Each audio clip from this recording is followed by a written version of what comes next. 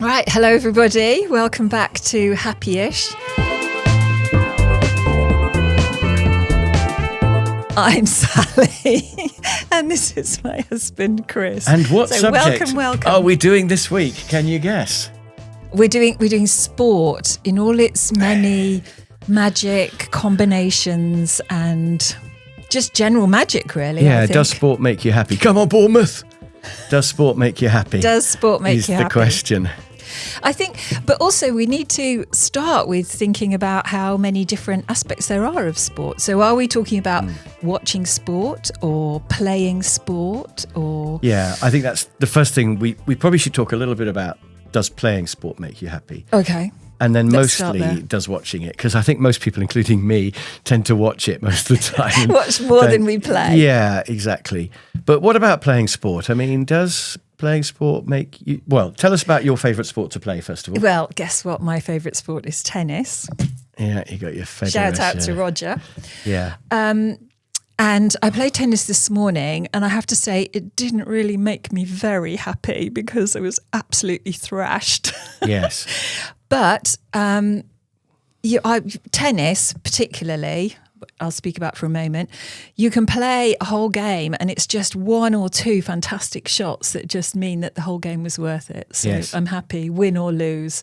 So I think with tennis, and probably with a lot of sport, it depends what you focus on. Yeah. So some days when I'm playing badly, which is most days, I really beat myself up about the shots that I miss. Yeah. And why can't my backhand work? And if you focus on the bad bits, there's plenty of bad bits, and you can find the whole thing really annoying. But if you focus on the occasional good shot that does work, then you can find it really enjoyable. So as with a lot of happiness, it's partly about focus, isn't it? Yes. And I think it's meant to help your self-esteem, or it can help your self-esteem when you win or when you just do things well.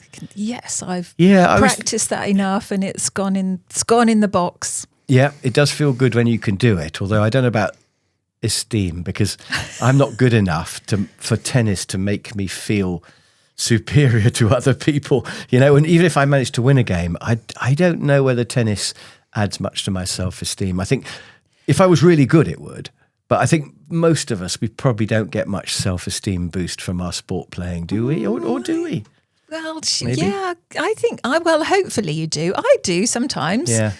When it's, especially when other people go, oh, great shot, or that was good, or, we played really well together today, or blah, blah. And so that always makes you feel a bit nicer, and they say, we'll pay for coffee because you lost. Yeah, and you play doubles mostly, don't you? I play doubles. Which I think does contribute more to happiness because it's more sociable, you have more of a laugh. Yeah. It's more of a fun, sociable thing rather than singles, which is sort of sweaty battle. Even watching the pros play doubles, they seem to enjoy it so much more than playing the singles. Yeah. So the selfish part of me likes singles because I get to hit the ball more often, but actually doubles, I think, increases my happiness more. There's less pressure and more people to tell me I did a good shot or to laugh at my bad shots. I think we've got to mention the inner game of tennis since we're talking about sport. And one of my favourite books, and I think one of yours as well. Yeah, definitely. And in there he says, don't play to win. Don't have your reason you play tennis as beating other people, because you'll lose half your matches. So it's never going to be a good strategy unless you play people who are rubbish, who you can easily beat. But then in your heart of hearts, it's still not really a victory, is it? Is there? So, a good game is a close game, and therefore you're going to lose half the time. So there's no point in playing tennis or doing anything in life in order just to beat other people. But he also says in there, there's no point in playing tennis to try to master it, because even Roger Federer never quite mastered every shot from every angle, every position, although he nearly did. Nearly. So you'll never master tennis, and there's no point in beating yourself up about the fact that you can't do everything. The point is to enjoy the shots that go in. Yeah, and it's Just enjoy playing. It's like art, isn't it? Because there's never an end to what you can master. Because there's no doubt that not only in tennis, but in any sport, is played very differently now than 10 years ago. Yeah. Things change all the time. There's technical increases. And so it's an ongoing thing. So you will never master it, because if you get to be Roger Federer, then somebody will make it their job to be better than you. I mean, even just against yourself, let alone other people, I just want to be able to do a backhand down the line. But once I can do that, I then want to do it right into the corner. And then I want to do it really hard. And then I want to do it with topspin or whatever. So it's endless. And you're right. You'll never get to a point where you think, yup, I've mastered. And in fact, if you did get to the point where you thought, yup, I've mastered tennis, you'd then be bored and you'd want to take up a new sport, probably. So does mastery's a road so to do you nowhere. find that makes you happier to have the goal to do that beautiful backhand down the line, and secondly to have achieved it? Oh, you've got me now, because I do think goals are really important, but not in tennis. Because, I mean, yeah, I would like to do a backhand down the line, but I'm not obsessed with achieving that goal. And like, there's a friend of mine who's learning golf. He's quite good actually at golf already, but to get better, he's using a technique he was shown by his coach, where you tie a cane, a bamboo, to your golf club, so it's sticking right up. And then when you do your shot, if you get it wrong, the cane hits you in your shoulder or somewhere and really hurts. And so he's trying to do his swing so the cane doesn't hit him. Okay. And he said it's agony doing this. He's got bruises. And I'm just thinking, that's ridiculous to be that obsessive about trying to be better at golf, actually hitting yourself with a cane.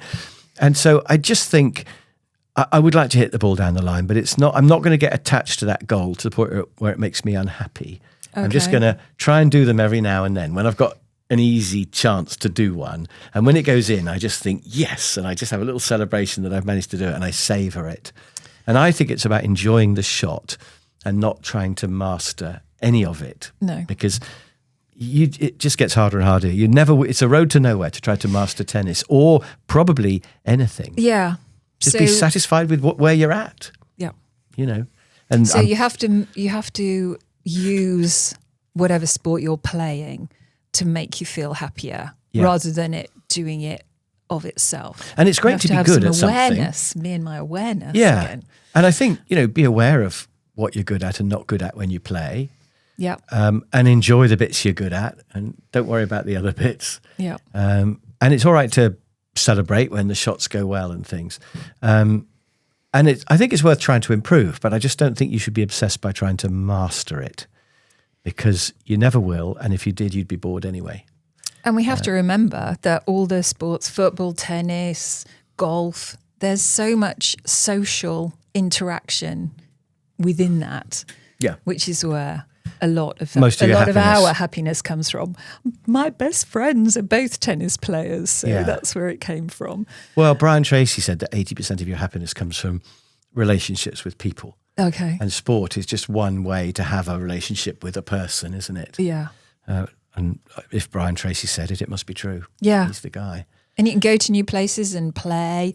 We recently were away in America, and Miles went and played some soccer with some people just in a park and made a load of new friends. Yeah, so it's the social side.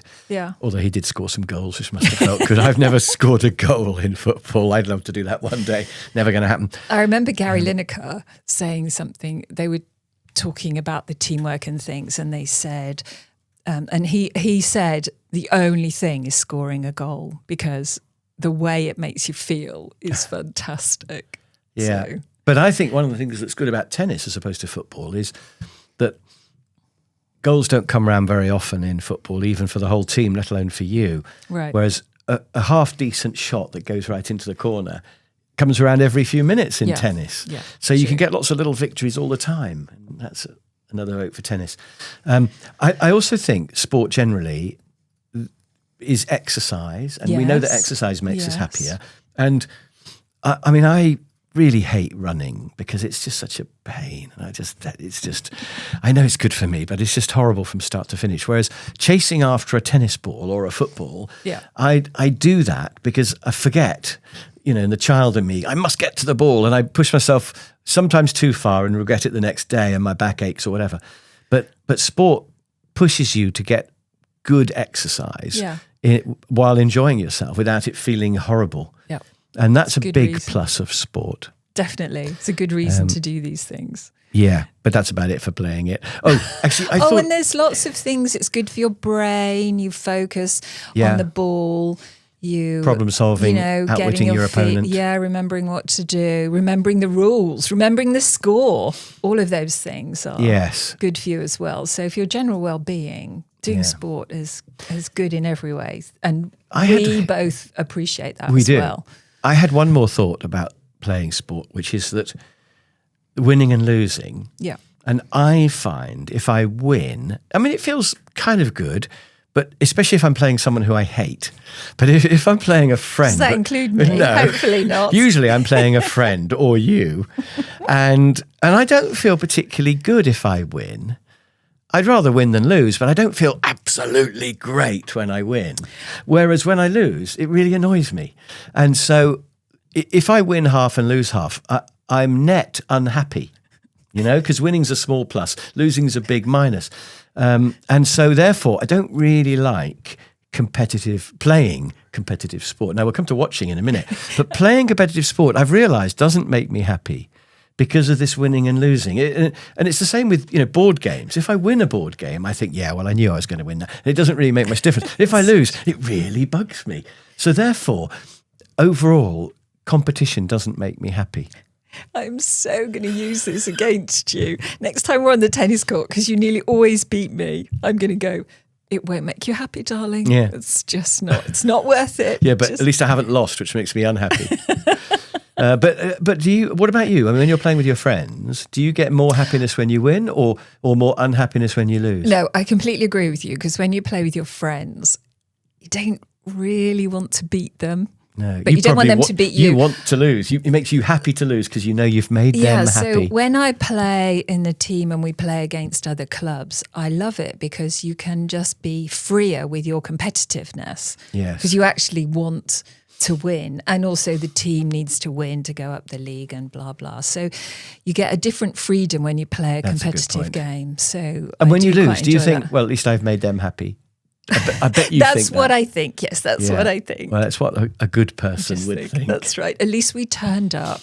That's what my partner and I were thinking this morning when we'd finished playing and we were thoroughly squished. But anyway, at least we were running around. Yeah, you got your exercise. So that's playing sport, and so we can get happiness from that. Maybe not being competitive, maybe savouring the good shots, getting exercise and all that. I think there's always happiness in playing sport. Yeah. What about watching sport? Does watching sport make... I've got you into watching Match of the Day, haven't I, for some reason? You never used to like football at all. In fact, I didn't used to like football. I used to say to people God, I used to be annoying. I'm glad I'm not annoying anymore. I used to say, the score will be the same whether or not you watch. And it's true that how did nobody punch you? I know. I don't know how I got away with it. But it is true that watching sport makes no difference to the game. And you're going, come on, shoot. You're shouting all this stuff. It's a television. They can't even, at least if you're by the side of the pitch, they might hear you. Right. But if you're watching it on TV, it makes no difference. And at the end you go, we beat them, we won. We didn't do anything. They did it while you watched. So watching sport is pointless in a way, except I love it. Yeah. And there is one match for me that was just the pinnacle of excitement. Ooh. And that was 2003, the England World Cup. Rugby. And rugby World Cup. We won't talk about football. Johnny Wilkinson doing that kick. Oh my goodness, it was amazing. Yes. So I think the thing about sport is you can watch hundreds of really boring games and hundreds where you lose. Yeah. But that one where you come back from a losing position and you win it in the last minute is just brilliant. And it makes all the rest worth it, doesn't it? Absolutely. And you're right. They were even in Australia. They were on the other side of the world, so they definitely couldn't hear us cheering. And actually, when I watched the rugby, some rugby fans won't like this, but I'm going to go for it. Okay. If we lose, I say to myself, I don't really care that much about rugby anyway. But if we win, it's brilliant. So I actually think it's the opposite of playing with me. I actually think that if I watch a team that I support, if they win, it's absolutely great. And if they lose, it's not that bad because, maybe the other team deserved to win anyway, really. It was just an off day and we'll beat them next time. And I don't feel too bad about losing, whereas the winning's great. Well, so I think it's a net happiness plus for me, watching sport. Yeah.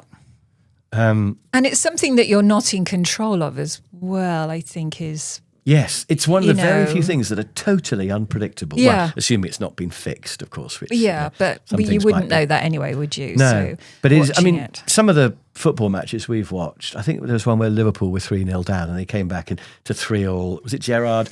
And then in extra time they managed to win it. And it's like a football podcast. Yeah, or that recent one where and again involved Liverpool, where they had penalties and the whole team took their penalty and every single person scored their penalty, went right round, and eventually the other people's goalie skied it. And there were all these jokes the next day about they found the ball, it's on the moon and things. But that was just absolutely fantastic. But if it was in a book, you wouldn't believe it. You'd be going, well, that's rubbish. That's a ridiculous story. But things happen in sport that you just can't make up that are just fantastic. So that's when it moves almost from sport into entertainment. It's some thriller or, what's going to happen next. It's also the fascination of trying to understand why we won or why we lost. And whether it's football or tennis or anything else, trying to work out what was going on, which I'm not very good at actually, but somebody will point out later that it was, because our defensive line wasn't straight or something. And I think, oh yeah. Well, that's why you like Match of the Day, because they know about everything. Yeah, do love the pundits. So I think watching sport, I really like, because I'm not massively invested in the teams that I support, although I do love it when they win. I think some people are so obsessed by their team that when their team loses, they're gutted. For their whole week is ruined. Yeah. Oh, Arsenal lost and my whole week's ruined. And I think it's maybe a bad idea to be that dependent on something that's not in your control. Yeah, all those highs and you do get the lows. Yeah, if you can get the highs without the lows being too bad. Does that make me a rather weak supporter, a bit fickle? I don't know. But well, we're talking about happiness here. So if it makes you happier to be like that, then that's fine. Yeah. So another thing that's happened to us recently in America, we watched an ice hockey match. Goodness me. You've got to see that. Yeah. And that made me wonder whether by making it more entertainment, sport doesn't necessarily need to be more entertaining, but there was so much music and audience participation. And a great big roaring bear when Boston scored. All sorts of things, yeah. So you didn't get a chance to not enjoy yourself because... Well, do you remember that Davis Cup match we went to? Oh, yes. Because Wimbledon is marvellous and classy and stylish and all that. But when you go to the Davis Cup, everybody's shouting, during the rallies and everything. And it's actually a really fun atmosphere, isn't it? Probably because in contrast to Wimbledon. I mean, if everyone always shouted, it wouldn't be a treat anymore. But to shout and stamp on the floor and things, wasn't it brilliant? That was the ice hockky version of tennis. It was. Tim Henman was playing. He lost, of course. But anyway. But it was still brilliantly exciting. I know. And actually that brought us happiness at the time. And it's still... And we still get joy from thinking about that, even though our side lost. I would definitely say that sport is a net happiness. And I would say to somebody who says the score's the same whether or not you watch, that it's just try and get into a sport because it will be a source of happiness for you. Yeah. And in fact, I saw something just yesterday where Gretchen Rubin had said that she had deliberately learnt about her husband's sport. I think it was basketball, and he loves basketball. And she decided to go to all their matches and, learn the players and get into it. And she has now, and she said it is actually a real source of happiness now supporting this basketball team. So I think, if there's no sport you like, then you can increase your happiness by getting into at least one sport. Yeah, because there's always the history of... There's always the history of the club and who's playing and the stories behind it. So, and it could be something bizarre. I mean, I got really hooked on the curling when we were watching the Winter Olympics. And I'd never play it and I never even took it very seriously. But when you start watching it, the tactics are so clever and it's really amazing and the skill involved. So any sport that just, I don't know, maybe during the Olympics or something, just watch a load of sports and see if any of them grab you. Maybe. And you can appreciate the work that the sportsmen have put in to get to that level. Oh, yeah. So and it's great watching anybody who's really great at something. When you watch the best people in the world at anything, it's marvellous to see, isn't it? Like that pole vaulter guy who keeps breaking the record. Yeah. It's fantastic to see him doing it, isn't it?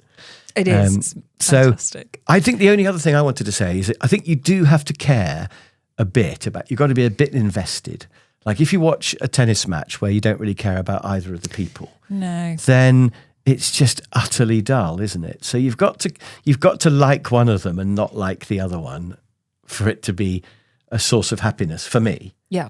So watching, for example, Sinner and Alcaraz, for some reason I really like Alcaraz. Sinner doesn't really do it for me, even though I'm sure he's a nice guy. So I get really into player. He is brilliant. So and also it's 50-50 who's going to win it. So it's exciting. The interesting thing about that is there's such a competition between them. And they're so close. Yeah. So I think, that I really like because I do care about who wins. And watching, Liverpool, Chelsea or something, I really do care about who wins. And so I think you've got to be reasonably invested, but not to the point where you get bent out of shape if your team doesn't win for the whole week. The unhappiness has got to pass. That's why things like the Olympics are such fun, because you get to support a team in an unusual sport just because they're your nationality. Country. Yeah. So I love the Olympics. And again, it's great to watch people at the top of their game, just to see, to watch somebody really great running. It's just fantastic to see because you can imagine you're them. Is that what you do do you imagine it's you? Yes. Probably not. Oh, I had one other thought, which is a very British thing, but I quite often support the underdog. Oh, well, that's very British. So, I was thinking I would love... Wimbledon, centre court, all over the so I'm sending out to the universe, I really want Ons Jabeur to win Wimbledon, for example, or Paolini. Yeah. And they probably won't ever do that, but I hope they do. So I always support them when they're playing. But because I tend to support the underdogs, it means that my people lose more often than win. But nevertheless, I can't... And that probably makes me less happy. But when the underdog does win, of course, it's fantastic. Yeah. So I'm going to carry on supporting underdogs, even though it may not be adding up to increasing my total happiness. It's, maybe. It's good win or lose, I think. You've got to pick somebody. When you're invested. And it just seems pathetic to say, I love the best team. I support, let's say, Man City because they win everything. I mean, I don't think that's not very sensible. So I think... having supported Liverpool for years through all their bad times, it's great to see them doing well at the moment. So your day will come, even if you support, Portsmouth or someone. And who knows, Bournemouth are doing brilliantly at the moment. Yeah, so, maybe they'll win the Premiership one of these years. It could happen, could happen. Yeah. Happened with Leicester. That was fantastic. Well, there you go. I really enjoyed that. So I definitely think there's happiness to be got from sport. Definitely. I think for me, the big thing is to be reasonably invested, but not obsessed. Yeah. I think that's my way of getting the maximum happiness from it. And to take part in sport, because it's really good for you. And if you play it, then watching it is better. It becomes much more real. I mean, I haven't kicked a football since I was about 13 at school, but that was enough for me to be able to know what it feels like. And now when I watch the really good players, I can imagine it's me. Right. So that's probably enough about sport. Shall we open the jar of justice? So, what have we got? We've got, I'm just laughing because the one I always get is the one that I can't read the name of. Anyway, happiness is a choice that requires effort at times. So that fits in with sport, doesn't it? Yeah. You're not going to get any fun from the sport if you're not trying or you don't want to be there. A bit like at school when you're being forced to play football or, in my case, hockey. I think the big way that happiness requires effort, though, is to overcome laziness. It's a whole other subject. Yeah. But I think it's really easy to go for the easy option, the lazy option, and then not be happy. And just spend all Sunday sitting around on the sofa reading the paper and then think, I've achieved nothing. Whereas if you did some exercise or even tidy up the shed or something, you'd think, I feel good because I've done that. Yeah. And bigger achievements like, getting a degree or something require effort, but they make you happy in the end. Or writing a book or anything. I think the achievement side of happiness requires effort. And so I do think that happiness requires effort. And you can't just sit there and, wait for it to come to you. So no, but sometimes, because it says at times, well, it's Greek. I mean, it shows that sort of Aeschylus, thing. yeah. Oh, well done, Quite hard to pronounce. It's Aeschylus, Greek playwright, yeah. Thank you. I can't name right, one if you of can his spell plays. that, everybody at home, then that would be quite impressive. He wrote some plays that I think were supposed to be funny, but are actually quite hard to understand. Oh, okay. I think. We never did Aeschylus at school, but I've heard of him. No, but happiness is a choice that requires effort at times. Yeah, because sometimes it just come to you. So you can be out and there'll be an amazing sunset or the beautiful autumn trees or that blue butterfly that went past us the other day. Yes, do you remember that as well. Where was it? Oh, it was in Austin, Texas, wasn't it? Do you remember that? There's amazing blue butterfly. Oh, yes, I do know. Requires effort. Yeah, but not always. No, occasionally it comes to you, but mostly it requires effort. And it rewards you. From a bit of effort, you get rewarded. Right. Oh, and actually finally to say that Johnny Wilkerson kicking that ball over, that wasn't luck. He had trained for probably 20 years, kicking a ball relentlessly every evening over those posts. So that was that happiness that he got from that moment and gave us will have come from effort. And sadly, I'm not sure that it gave him happiness in the long term, but it certainly gave him happiness in that moment. Yeah. I hope he's happy now, though. Yeah, I think he is. He's got a great podcast as well, if you want to try another podcast. Yep, it's not as good as ours, but it's quite good. No. Right, so that's all for now. I hope that's been interesting for everybody, our discussion about sport, the playing of and the watching of. And we will see you again next week when we will be talking about happiness, but from some other completely different angle. Absolutely. Bye for now. Bye.